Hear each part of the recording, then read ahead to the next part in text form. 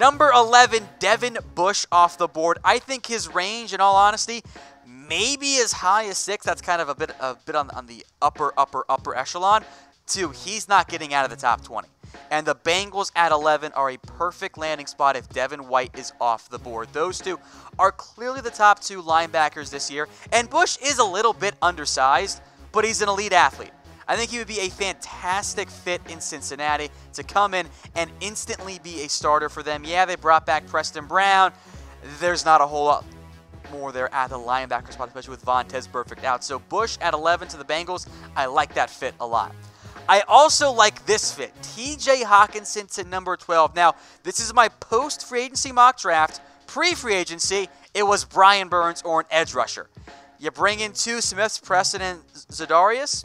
You don't really need one anymore. So let's take Hockenson, who, at least for me, and I know many others out there, he's actually the top offensive skill guy, i.e. top receiver, tight end, or running back. Hockenson goes at number 12. You can do whatever you want with Jimmy Graham. He's good enough to block and still be used on passing downs. He's not the premier athlete that Noah Fant is, but he's still a well above average athlete. He would be a great fit in Green Bay. And yes, I did actually think about DK Metcalf here, but we'll get to him in just a little bit. But I like that fit there, Hockenson at number 12. Number 13, Brian Burns. And if quarterbacks go early, other elite players will slide down. One of those is Brian Burns. He brings the length and the speed. Now, he does need to add, and more importantly, keep the weight on his frame. Weighed in at around 250 pounds at the combine, and then ran really well. So, if they told you Burns was too skinny, they were not telling you the truth there. So I like the idea of Burns because the Dolphins need all kinds of help. Edge is one of those key positions. Now, I did hear from a Dolphins fan before we filmed this about making sure the Dolphins took Ed Oliver. I gave you Brian Burns. So Dolphins fans, who would you rather have? Type EO for Ed Oliver, type BB for Brian Burns, and let me know why on Twitter. Go follow me and DM me at WhatGoingDowney. And speaking of Ed Oliver, number 14 overall to the Atlanta Falcons. I like this fit. Perfect fit at the 3 technique for Atlanta. There are some size concerns for the Falcons. For Oliver, I'm not going to overthink this. He is a top 5 player in this year's class. Yeah, the sack numbers aren't that great. The tackles for loss certainly are. He's a gap penetrator. Let him be in that attacking style defense, which I think fits pretty well in Atlanta. He's going to have a lot of success. Much like Jonathan Allen, for example, there's always a good DT that ends up sliding further down than he actually should in the NFL draft. Now, if you guys are tired of commercials on TV, namely during March Madness, because they always cut away in the midst of a very important final possession there, go download the My TV Choice app at mytvchoice.com.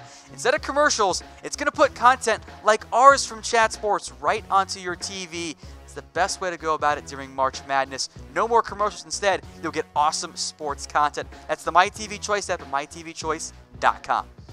Number 15, there's always going to be a player or 2 or 3 that I have a tricky time actually finding the right spot for because 3 quarterbacks went in the top 10.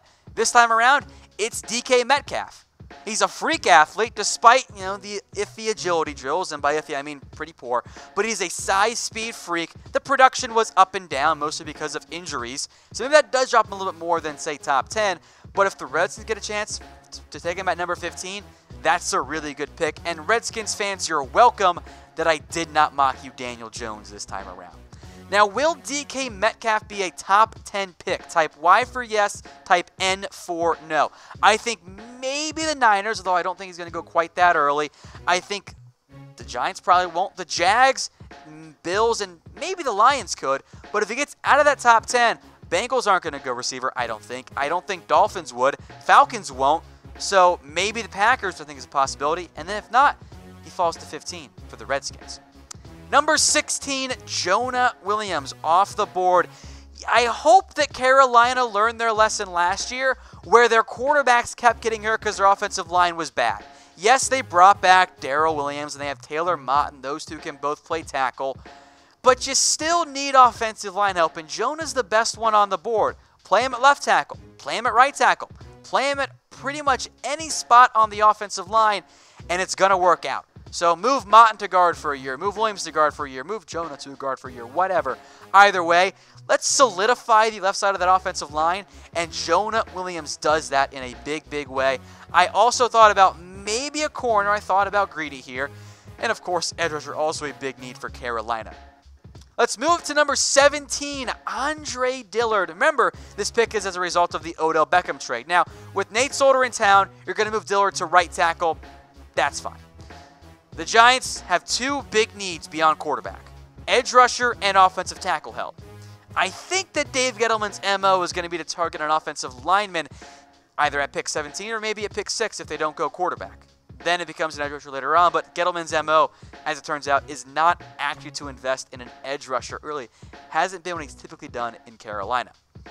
Number 18, maybe a surprise pick here, Christian Wilkins. The Vikings need more help in the trenches, be it at guard or on the defensive line. And yes, they re-signed Shamar Stephen, but Wilkins is the type of player who I'm probably going to grade out more in around the top 20, top 25, but is going to go earlier because he might not be a superstar. He's going to be a starter, and NFL teams and coaches are going to love him.